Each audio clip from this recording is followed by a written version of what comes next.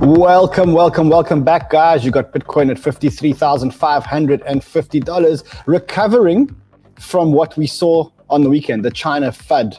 Today, we're going to talk about the China FUD. We're going to talk about whether this China FUD is different from any other China FUD.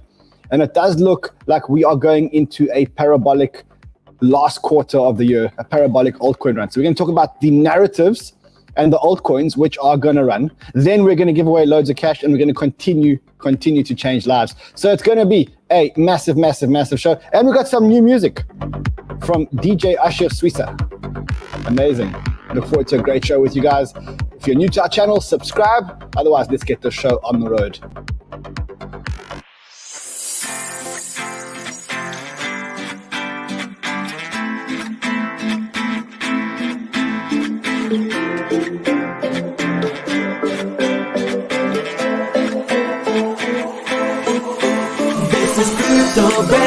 This is Crypto Banter, this is Crypto Banter.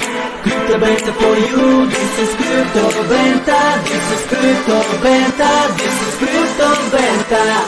Crypto Banter for you, smash those likes.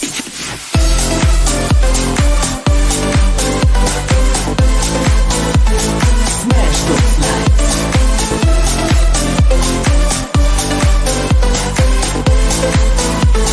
Crypto Banter for you, smash those likes, smash those likes.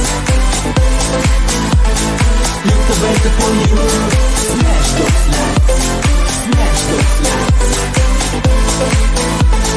Crypto Banter for you, for you.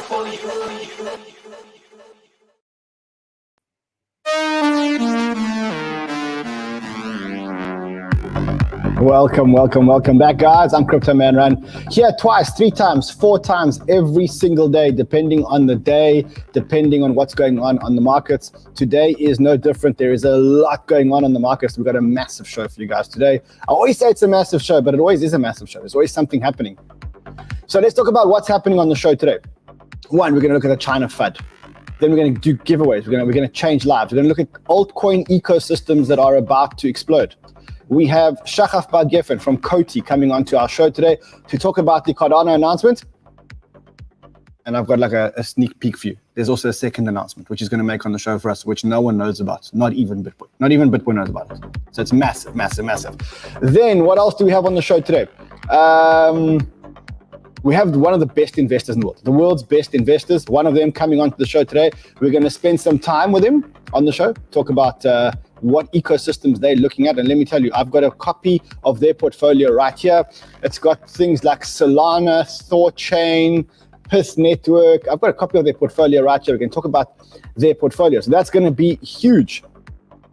We're also going to talk about Bitfinex. I don't know if you guys saw this. Maybe we shouldn't laugh. I don't know if we should laugh. Should we laugh? Shouldn't we laugh? Bitfinex just paid $23.7 million in gas fees. One transaction, $23.7 million. They moved $100,000 of Tether. Well, you know, they own Tether. They moved $100,000 of Tether, get this, and they paid $23.7 million in transaction fees. And if you want to see the transaction, it's real. I checked it on the blockchain.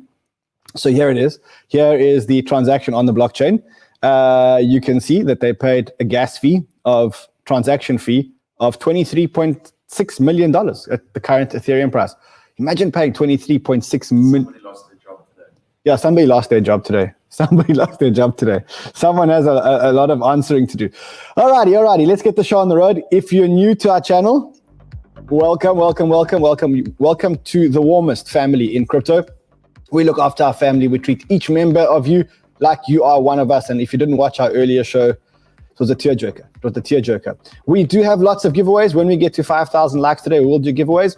Otherwise, if you're new to our channel, subscribe, smash the like button. We got a hell of a show today. So let's get moving. Let's get moving. Let's see what we got to do here today. Okay, so we did speak about Bitfinex and their big transaction fee. Remember, $23.7 million. I know we shouldn't laugh at this, Freddie. We really shouldn't do it. We shouldn't do it. I wonder how that story is going to pan out. You got Bitcoin recovering 43,559. Remember, before the China FUD, Bitcoin was on the 18th of September, was touching 49,000. It was en route to 50,000.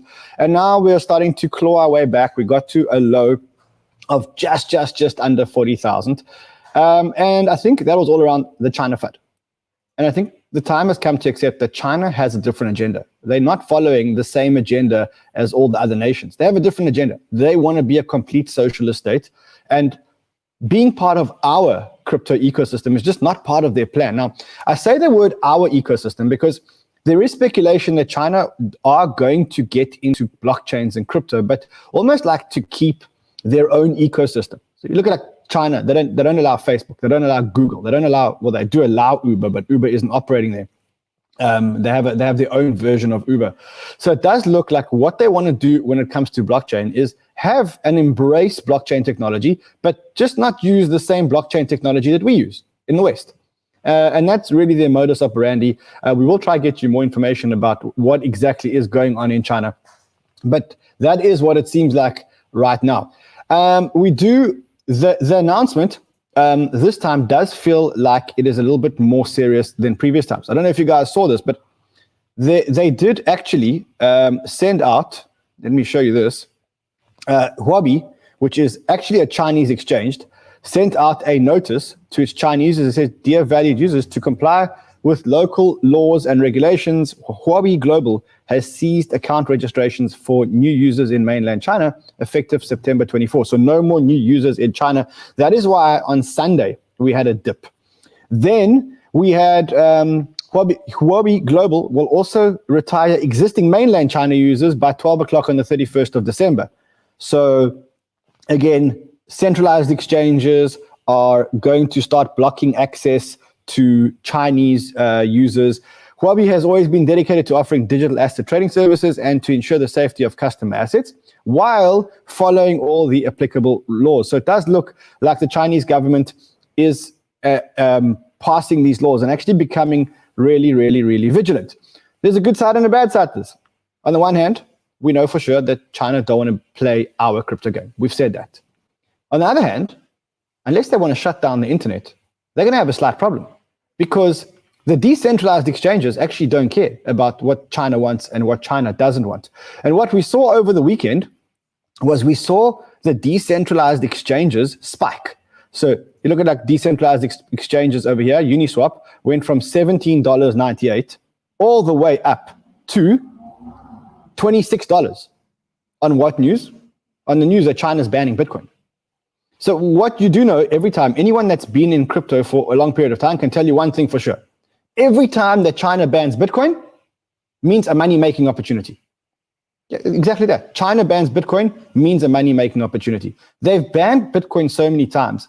And what seems to be happening is that they're starting to ban more and more and more and more and more things. And every time we think it's the end of crypto in China as we know it, and then we realize that there's actually a lot more for them to ban. It's like crazy. It's like we think that they've banned everything, then they ban mining, and now they've become really serious. No more transactions, no more, no supplying content to Chinese stuff.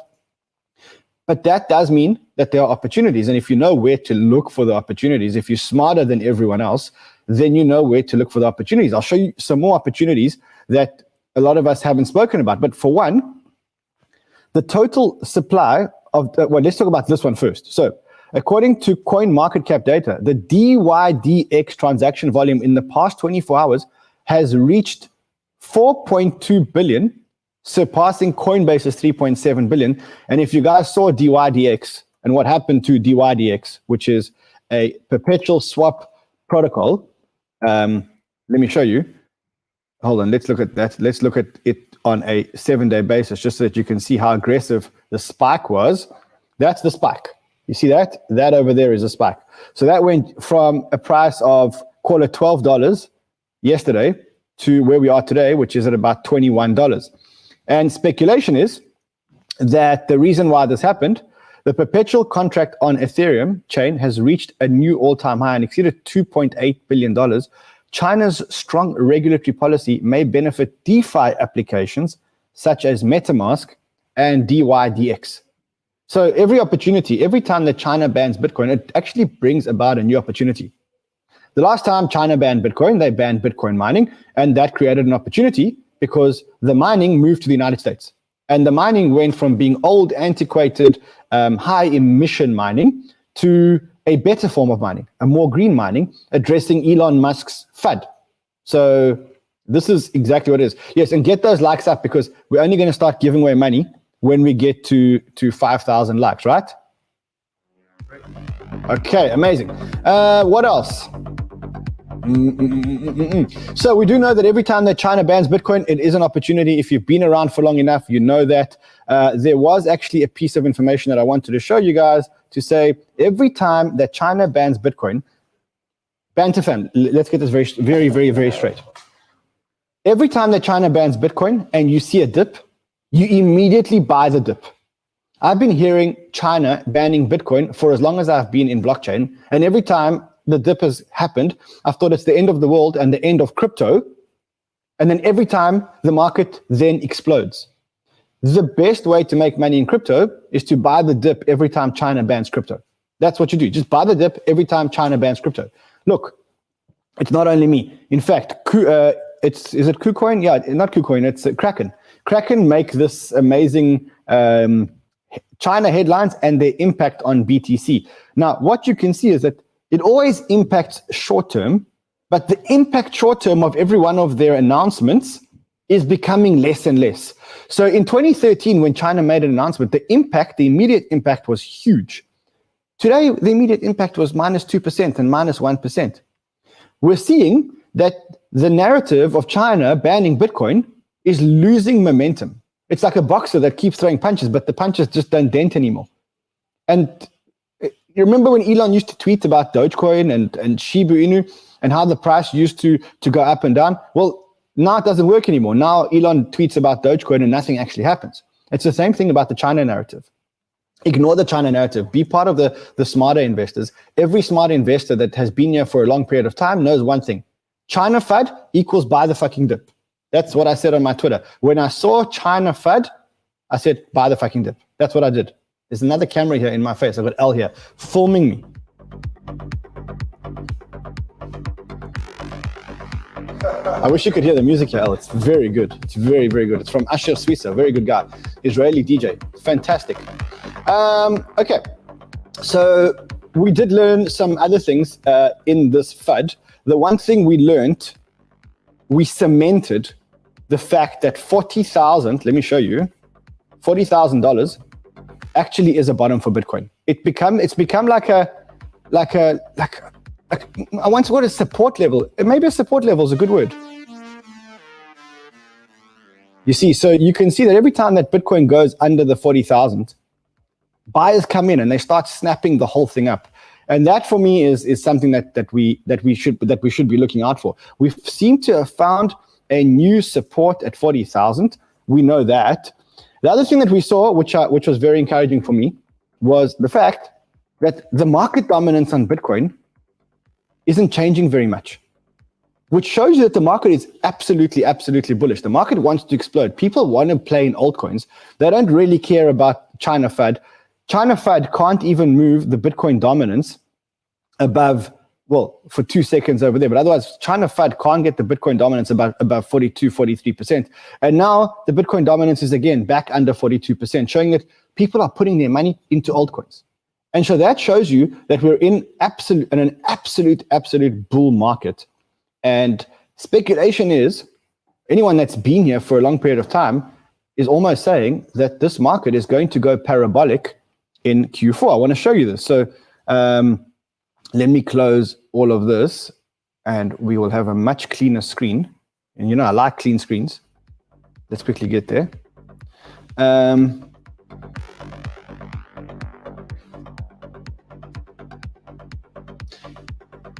Fred, when you were using my computer earlier, what were you Googling that Alibaba has decided to show me this?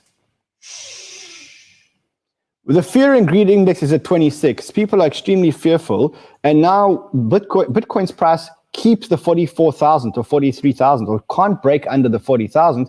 And at the same time, you've got the Bitcoin dominance at 41.5. Good sign. Signs that we are going into a bull market. Willy Woo says that the on-chain data looks super good. So the technicals look good and the on-chain data looks super good. What he's saying is that we're back at this new at this place called the never gonna give you up part of the accumulation cycle, which is where the long-term hodlers just continue to hold their Bitcoin. And the last time that we were at this never gonna give you up, we were here. And that was before a parabolic run. And we are seeing the same pattern play out here again, where we're at the never going to give you up stage on the on-chain data, and it looks like we're heading up for a parabolic run. So you've got all those indicators also showing you that you're going to be in a parabolic run. Then you've got this indicator over here, not really an indicator, more just a tweet. Maybe it's an indicator, and it comes from TechDev 52, one of Fred's homies, and he shows that if you look at the Fibonacci's and you look at 2013, 2017, and 2021, July. From July, the days to the top were 147 in 2013, 147 in 2017. And you can see that it topped at the fib level 2.272, 2.372. And he's saying that if this is a mirror image or a copy, if 2013 is a copy of 2017, or 2017 was a copy of 2013, and 2021 is a copy of 2017, then if everything plays out according to plan, we could be at 200K by the end of the year. And I think I actually believe that. We're going to dig into that with Tushar Jain a bit later, because he's actually one of the smartest investors in the world. What do I know? But one of his partners, Vinny Lingham, says, it feels like September 2017 all over again. Who remembers what happened next? So you don't need to remember. All you need to do is you need to get TradingView, because you don't actually need to remember what happened next. You just say BTC USD on TradingView, and you go to what he said, because he said it feels like September 2017. So we'll quickly go to September 2017 and just see what he means, because maybe we've been living under a rock and we weren't around in 2017 and we've never checked the charts. We've never understood how crypto goes parabolic. So what we'll do is we'll show you guys what happened. So you see over here, he's saying it feels like we are here. See, it feels like we are here. See that? Feels like we are here. And then look what happened after September 2017. We went absolutely parabolic. So he said it. He said, feels like 2017 again. Who remembers what happened next? You don't have to remember. I remember, but you don't have to remember because it's actually all on TradingView. And the market, or Bitcoin, went from, in September, 3,600, 6x to 20,000. And altcoins went up a lot higher than that. So you don't need to remember. Also, one of Fred's homies, a guy called TechDev 52, same dude. Fred doesn't have lots of homies, but he says, you're unlikely to find a higher probability bet than the Bitcoin cycle. Basically, he's saying, just watch the cycle. 2017, 2013, green. Then there's like accumulation phase over here, and then parabolic run. And he's saying that 2013, 2017, and 2021 kind of look exactly the same. So it does look like we are going to this parabolic bull run. And that also aligns with what Plan B said. I'm not going to call up that tweet again because we all know that tweet off by heart. But Plan B has said that he believes that the lowest point that we will be at in September is 43,000, but he does expect Bitcoin to be at 130,000 by the end of the year. Right. So if this is the case and you believe in this thesis, and I mean, I must say, I do think that it's just uncanny how it is playing out, then what you got to do, you have to decide how you're going to position yourself. Because if you invest in the market, you will make money, but you won't make life-changing money. You'll just make money. Everyone will make money. In a bull market, everyone will make money. You don't have to be a genius. You don't have to be one of the best investors in the world. You just have to put your money into the market and you will make money. But if you want to make life-changing money, okay, wait, stop. We can't talk about life-changing money anymore. We have a problem. We have a problem. We have a huge problem. Let me show you what the problem is, and maybe we can resolve this. So we have another Banter family member who emailed me today, because since we gave money to the other Banter family member, everybody's emailing me. And he says, hi, Ron. you guys are doing an amazing job. Like everybody, I never missed a single show for a long time. Last month, my wife filed a divorce. That's not good. That's wife changing money. I really love my wife. I tried everything to change her mind, but nothing seems to be working. I don't know why. I don't know. I am asking too much, but felt like I'm a part of the Banter family and I should share with you guys. So fam, his wife is leaving him. If possible, please on your show request Shika Kesarwani to change her mind. That will certainly change my and my family's life, who are kind of depression at the moment. He's from India. I think he's from Bangalore. So anyway, I asked him for more information. He says, frankly speaking, the reason. I asked him, what's the reason? He said, frankly speaking, it's because of crypto. I really got busy with crypto and couldn't give time to my wife. Also, it was an arranged marriage and her family got COVID. But last month she sent a divorce notice. We're still not divorced. So you got to be careful, because sometimes you don't want to have wife changing money and then your wife does want to leave you. So what we are asking here on behalf of one of the Banter family members, his name is Adarsh Kesarwani. What we need Shika Kesarwani to just give him another chance. All you need to do is just, he promises that he will only watch one Banter show every day. So he won't be that involved in crypto, but he will make money. And it won't be wife-changing money because he actually wants to keep his wife. So, Shika, if you will consider that as part of the proposal, or maybe just speak to him. I don't know. I mean, what's happening with the show? We're helping people. We're sorting out marriages. Yeah, we need wife returning money. We need wife returning money, not wife-changing money. In this case, we need to have wife returning money. Okay, but on a serious note, very serious note, if you want to make lots of money in this next part of the bull run, if the next part of the bull run actually happens, you have to position yourself correctly. And to position yourself correctly, you have to know certain narratives. You have to know certain coins. You can put your money into the index and you will make money because the rising tide will lift all ships. But if you want to make extra money, alpha, what they call it, then you need to actually start positioning yourself smartly. Now, we try and help you do that, as you know, every day. We look at ecosystems, we look at Phantom, we look at Solana, we follow Cardano very, very closely, and we try and help you position yourself to make, I can't say wife-changing money anymore, because I'm just scared that Shika doesn't come back. So today we'll just say life-changing money. That's it, only life-changing money. Shika, please, we need you to just have a meeting. That's all we need. We need a meeting. Okay, this weekend was the Cardano. So we don't always catch all the narratives. We try and give you guys all the narratives. Honestly, we didn't tell you about dYdX. We probably should have, but we didn't see that the money was flowing so quickly into dYdX, and we missed that one. But you can't catch everything. So just take some narratives and focus on some narratives. That's all it is. Just take some narratives, focus on some narratives. We're going to help you do that. To do that, we got you one of the best investors in the world on our show today. Actually, I think he's the best investor in the world.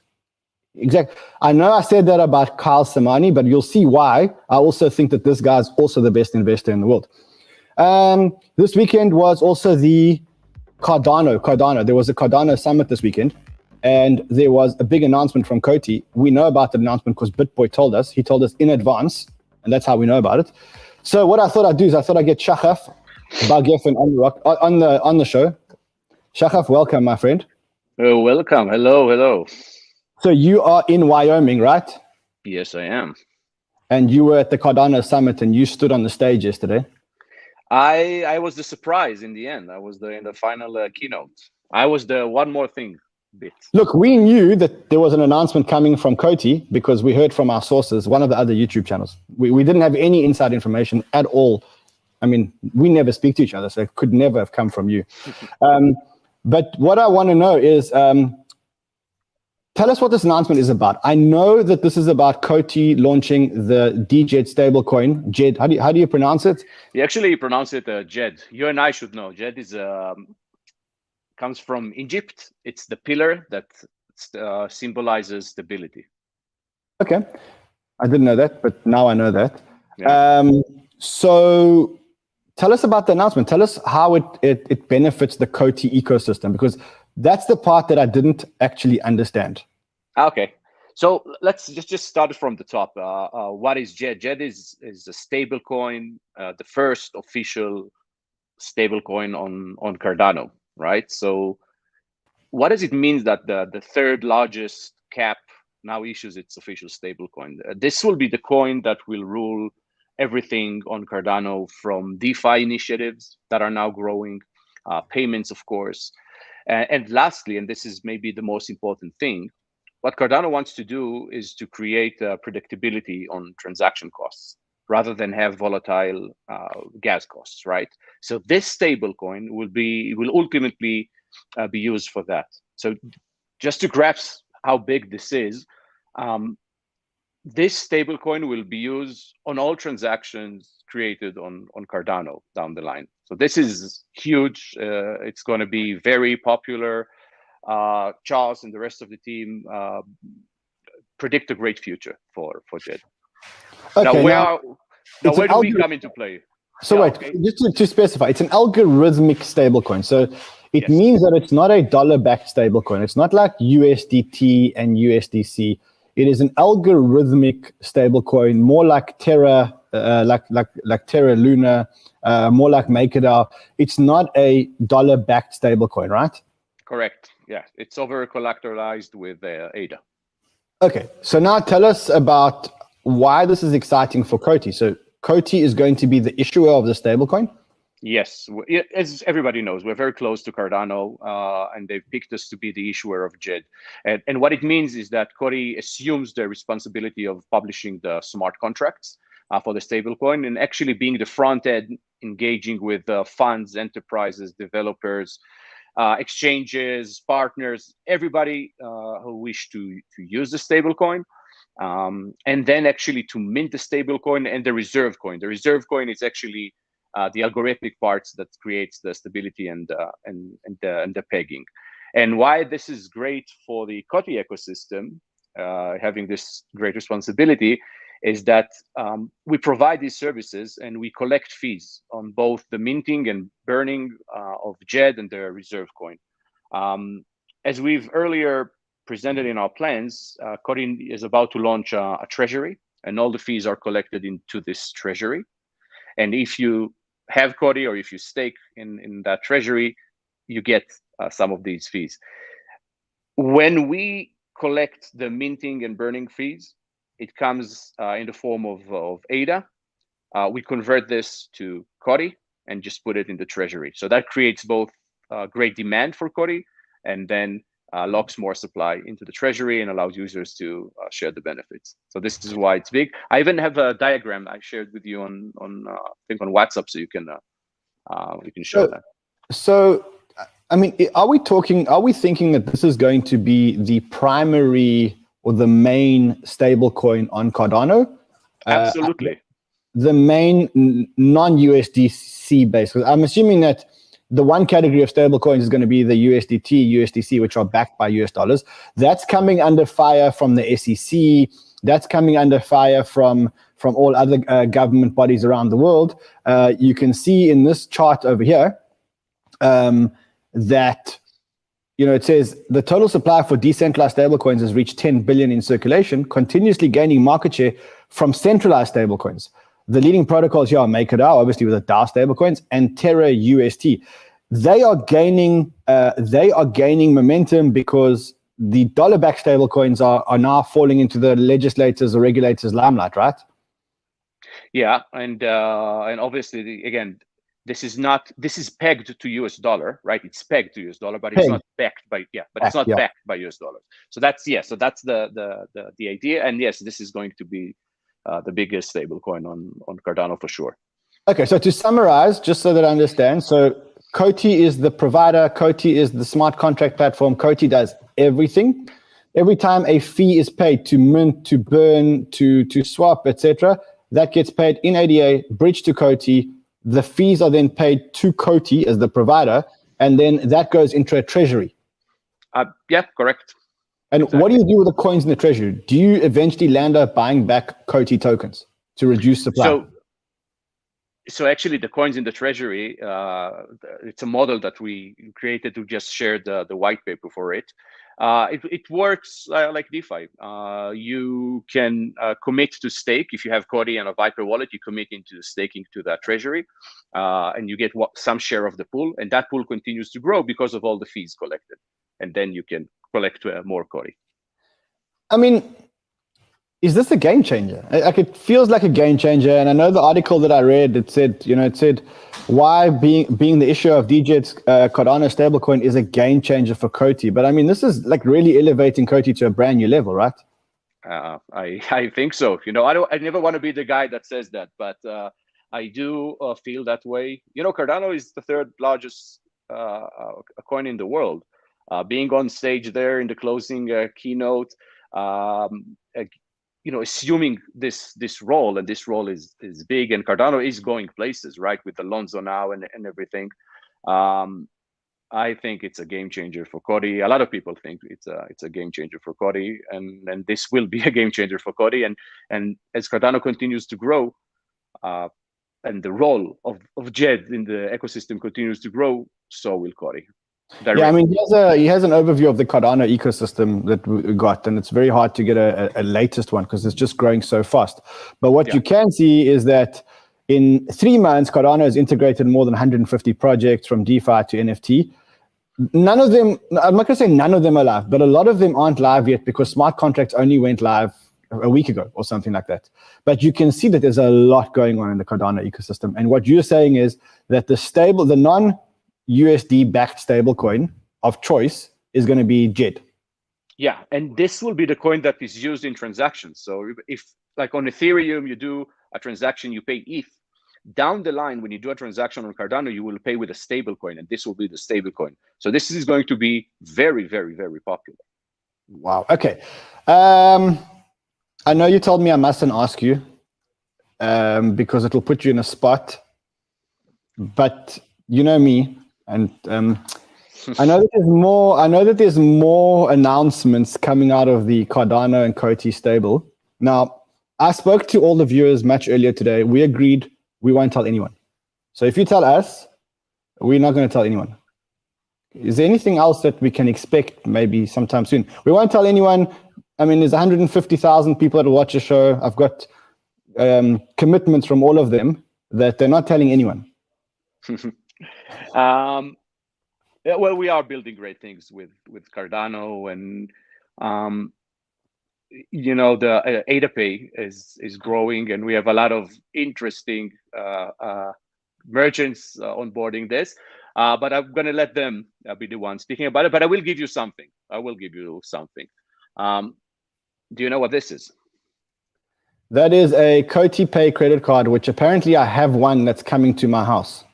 Yes. So as of Wednesday, like the day after tomorrow, I don't know. I'm at a crazy clock now, and at the mountains. Yeah. As of Wednesday, everybody will have one. We're launching it for everybody. We've been testing it for the past 2 weeks, and it works, and it's great. And Wednesday is the day that we open the gate, and everybody will get the card. The card Amazing. And the bank account. Yeah. Okay, so wow. So lots of exciting stuff happening at COTI, right? Massive. Shahaf, I know you are traveling. I know you woke up early to be with us, so thank you, buddy. Thank you. Much appreciated. Love you guys. Love you, man. Ciao, brother. Now, I swear he didn't give me inside information before the weekend. I didn't have any inside information before the weekend. I hardly know the guy. I never speak to him. Never. Me and him, not even friends. We rarely speak to each other. We're not even friends. All right, let's move on with the show. I did say to you guys that if you wanted to make life-changing money, no, this show we're not talking about life-changing money. If you wanted to make life-changing money, then it's important that you focus and you ride certain narratives in crypto. Now, I've also said to you guys in the past that the easiest way to ride narratives in crypto is to actually follow smart money. So instead of trying to do things yourself, follow the smart money. Just find out where the smartest money in the game is going, where the smart money is allocating their money, and just follow them. Because you'll never have more resources than the smartest money in the game, the biggest funds in the game, the guys that live and breathe this every single day, the smartest guys in the world. You'll never have more money than them, or more time than them, or better research than them. And so the best strategy is actually just to follow the smart money. You spend your time, instead of researching tokens and researching other stuff, just Spend your time following the money. So you can look onto, for example, if you go to Messari, you can go to, they have a section which shows you where all the funds are invested because they're very smart people. And you can see that funds like, for example, Multicoin Capital have Bitcoin, they have Ethereum, they have Solana, they have Algorand, they have the Graph. And based on that, you can then dissect their thesis and try and understand why it is that they are investing in the ecosystems in which they are investing. So, example, Multicoin, Solana, Algorand, Thorchain, Arweave.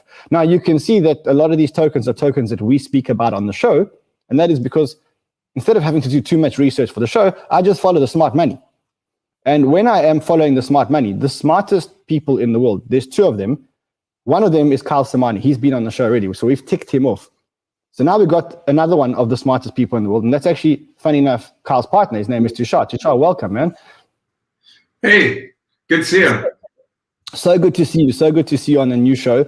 Always good to have you back with us. Tushar, what do you think of the thesis of just following the smart money? I mean, as a starting point. I was listening to the intro, and I think that it's valid to try and understand what all of the funds and the professional investors were doing. But I would always recommend to people to do their own research and try and understand why people are putting on certain positions rather than just blindly following them, because there's a lot of psyops in the industry. There's a lot of people, who like you're tracking a wallet and you're like, oh yeah, I know this wallet belongs to like XYZ, whatever, fund or whatever person that I think is important or smart. But you don't have the full picture. And frequently what people will do is they'll have, they know what part of their positions are public and they know what part is not public. And some traders will take advantage of that. So be careful. What do you make of this China FUD that happened? What do you make of China, this China FUD, and then China in total, and the strategy that China is, or the outlook that China is having towards blockchain? It kind of feels like we've been around for a while, and China keeps banning Bitcoin and crypto, and every time that they ban something, it gets a little bit more serious. What do you think of what happened last week, and what do you think the game plan is? This is pretty serious. I think this is full ban in the way that we have all been thinking about for the past, a few years. This is pretty serious, but there's a bright side too, which is that they don't have any shots left to fire. Everything that they could have done has already been done. And actually, I think what we will find is that as the regulatory bodies start to squeeze tighter and tighter, they will find more grains of sand slipping between their fingers. And we will see that the emperor has no clothes. So do we forecast for a blockchain future with China, or do we exclude China in our projections? Like, do we think China's a part of this game, or is this like when you value Facebook and you say, you know what, you'll value Facebook with the rest of the world and China will never be part of this valuation? I probably wouldn't be including Chinese users in conservative valuation, but I don't think that the government is going to be able to entirely exclude Chinese users from crypto. The reality is that the regulatory bodies, both of the Chinese government, the American government, and other national regulatory bodies, are all set up in a particular template. They're set up to go after big centralized institutions. The Chinese regulators are set up to take on Ant Financial. They are set up to go after the big tech companies there. Same thing in the United States. The SEC is set up to go toe-to-toe with JP Morgan and Goldman and the NYSE and these other large entities. And the problem is that crypto can be quite powerful without presenting that target. It's like bringing a bazooka, right? Like the regulators all have bazookas and they're all used to big game hunting. But now what we have is a swarm of hornets. And that's really hard to defeat with a bazooka. Yeah, but I mean, they are managing to scare projects, specifically in crypto. A lot of projects are moving jurisdictions, not doing certain things, scared to do certain things. So they are scaring the hornets, if you want to call it that. Yes, they're definitely going to scare the hornets. We will see how long the hornets stay scared. Were you concerned when you heard the announcement last week about China? Was it like a big shock to you, or was it like business as usual? Did you have to have a meeting and quickly discuss, how you're going to reshuffle the fund, or was everything like, okay, this business as usual? So we definitely had a conversation about it. We didn't do anything because we were positioned ahead of this anyway. There were a few things that came out of it. One is just thinking about who has ecosystems in China who might be threatened by this. Are there any global crypto communities that are primarily China-based? And that could be a huge setback for those communities.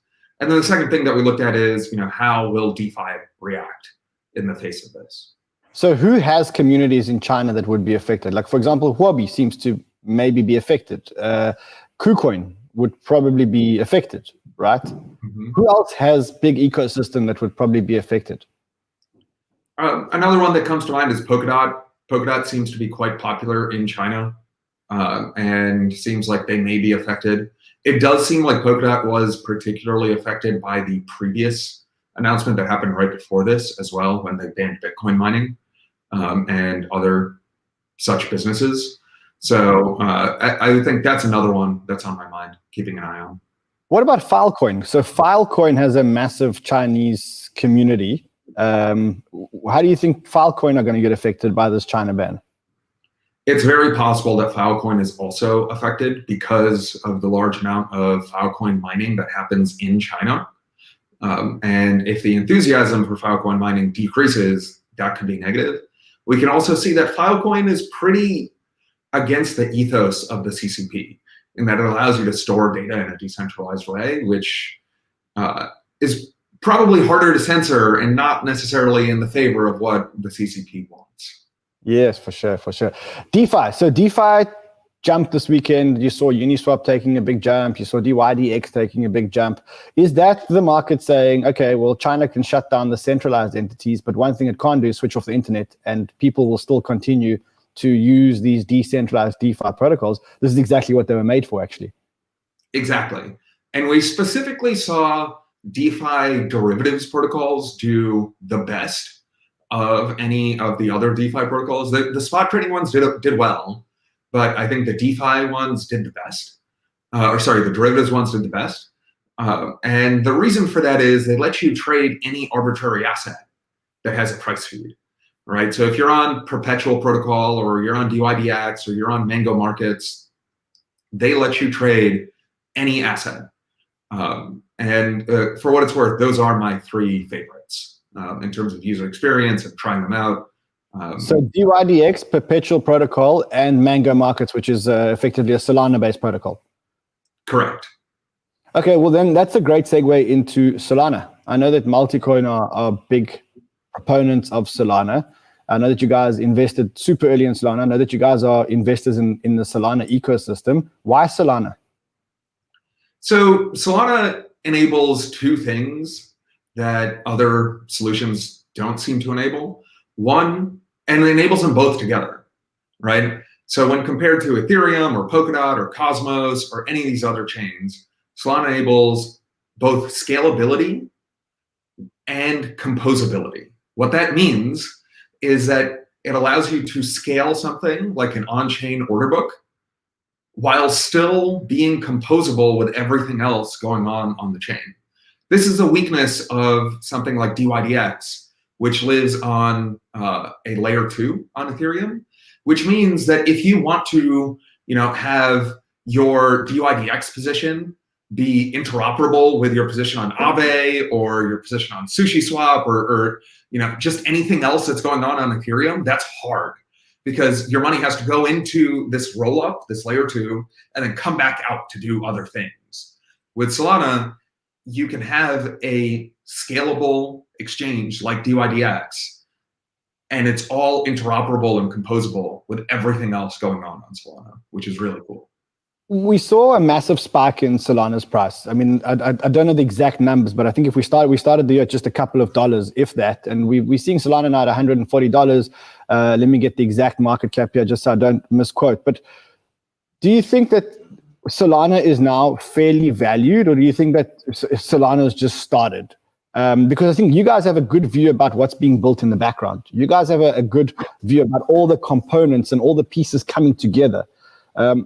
What do you think? Where do you think we are in the ecosystem development phase at the moment? Oh yeah, so this is fun.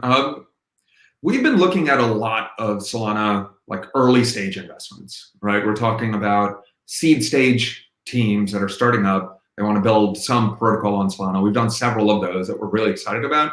And most importantly, the talent that we're seeing is blowing me away. I mean, we are seeing these amazing developers that have careers in Web 2.0, whether it was they're from the traditional finance industry or the traditional tech industry, coming over to Solana.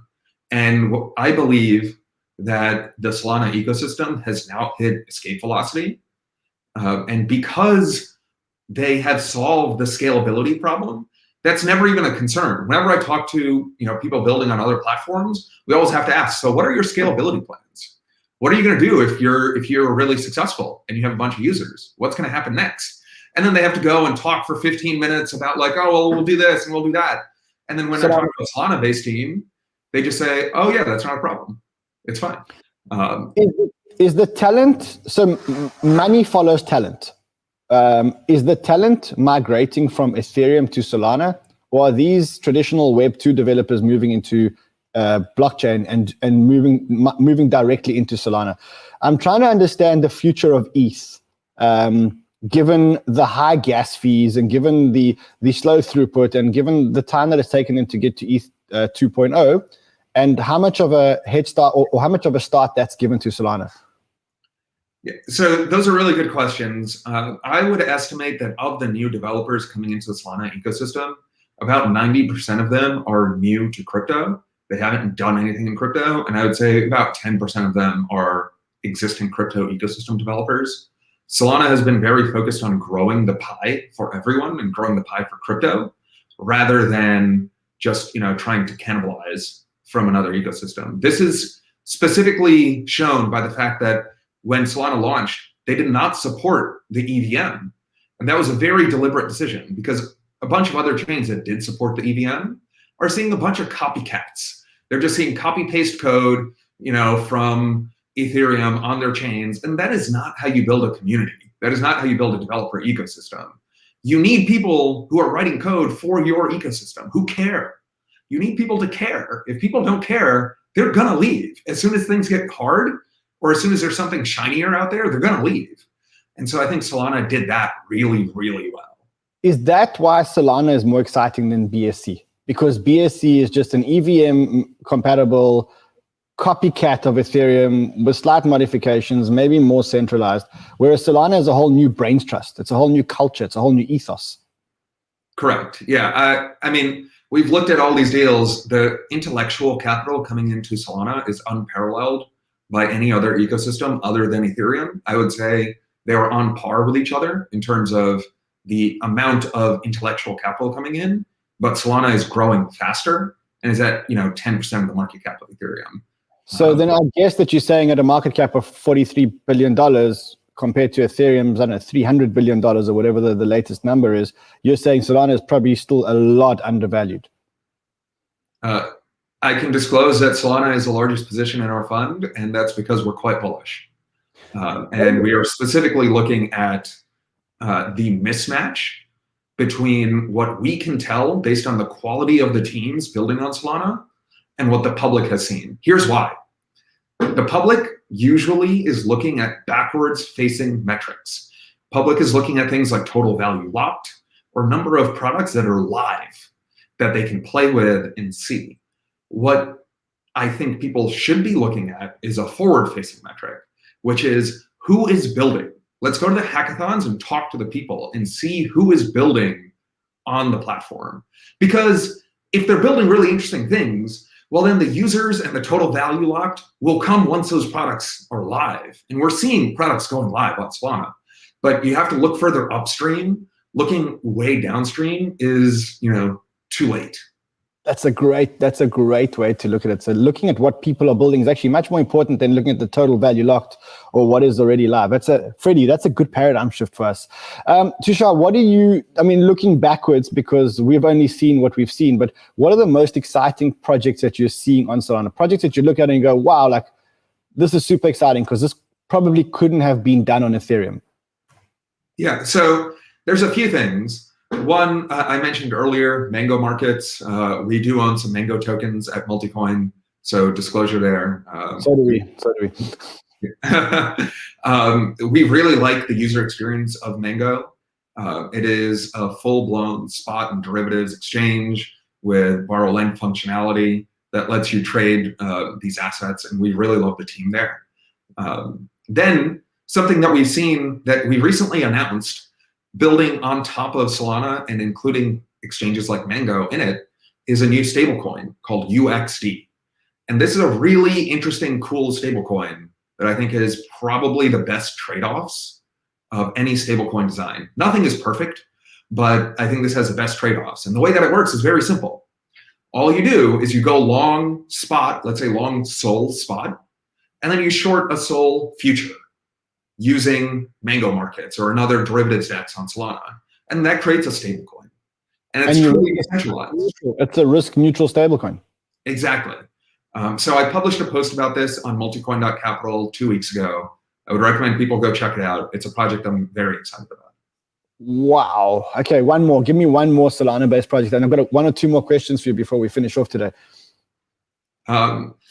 Let's see, what else that I can talk about publicly. Saber is quite exciting. Saber is a protocol for swapping tokens like USDC to USDT, or wrap tokens to other tokens, which I think is interesting because of Solana's very low fees. So what we're seeing is, because there was the wormhole bridge, which enables people to transfer their assets to Solana, then they can actually do the trades on Solana and then bring assets back to whatever chain they want if they so desire. So that's quite exciting as well. So I always say that Saber is almost the bridge, because without Saber, you couldn't move tokens from one place to another. I mean, I know Wormhole is the bridge, but you need to be able to wrap them and trade them for one another.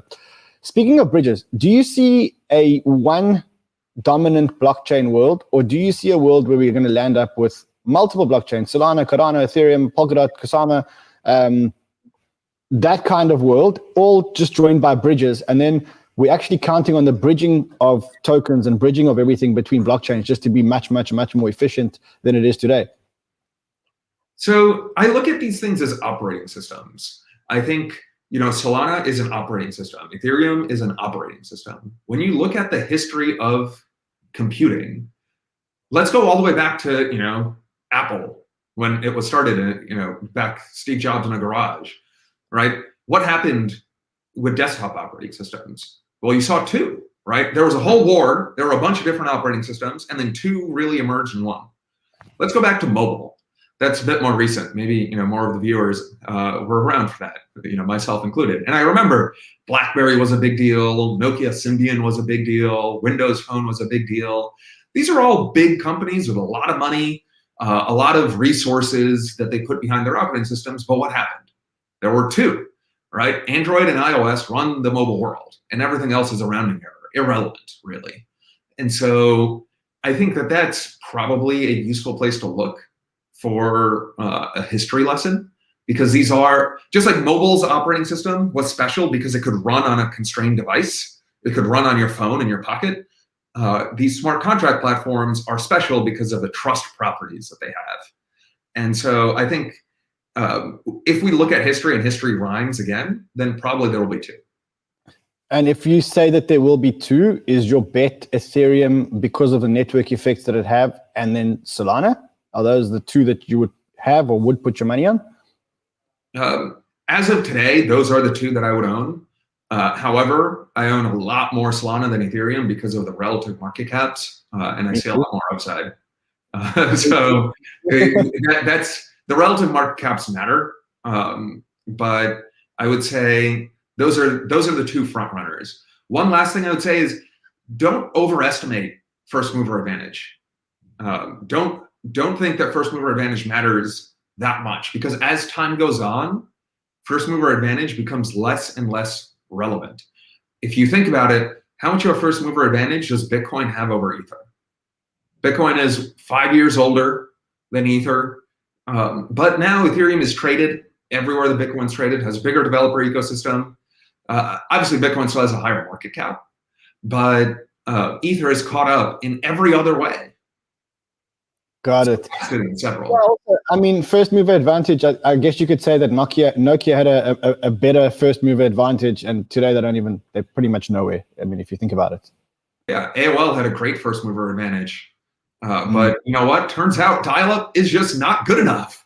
So when the technology gets better, the first mover advantage becomes less relevant.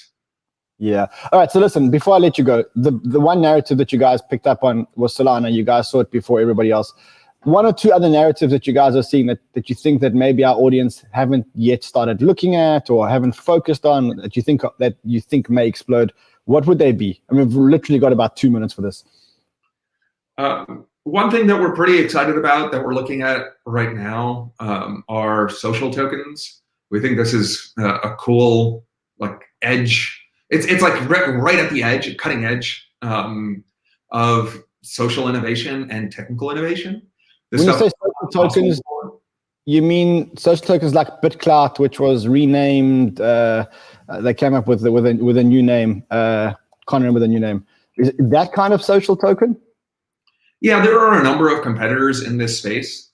We have invested in one on Solana that's still in stealth mode, so I can't reveal the name just yet.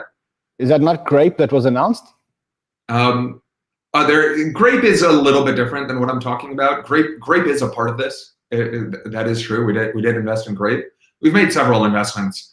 But I'm very excited about social tokens because I think they potentially present a new way to monetize content on the internet. You know, for example, right now, this show could monetize through having a social token. And maybe the way that could work is if I own enough of the show's social token, I can come on here and I can ask you questions, right? Or I have to burn some of the show's social token to come on here and ask you questions. And Fred, the viewers... Fred, write all of this down. Fred, just write this down, Freddie. The viewers are so engaged. The viewers love the show so much. I think that when it's a part of a community like that, that's actually really cool and valuable to have this token drive the economics of the community. And then perhaps the holders of the show's token can vote on the content that you do, the guests that you invite, all of these other things to help coordinate. And so I think this could be the future of the internet. And so I'm very excited about that. That's good. All right, listen, we are running out of time, but I guess we just have to get you back here because I guess that you got 13,600 people who are saying continue. But for me, I'm out of time, my friend. So thank you for coming on. Much love. Thank you for having me. Banter fam. We will definitely get you on again, and we'll get you on again soon. Fred, we should get him on Banter. We need Tushar on Banter.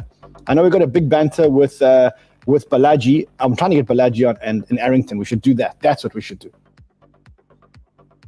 Well, yeah, we will do that. All right, Tushar, thank you, my friend. Much love from the Banter fam. Always good to see you, guys. Thank you. Bye. Cool. All right, guys, that is the end of our time today. Tomorrow, I will do all of today's giveaways. Again, a big thank you to Asher Swissa for letting us use his tunes. They're amazing. I will see you guys again tomorrow. Until then, trade well, my friends.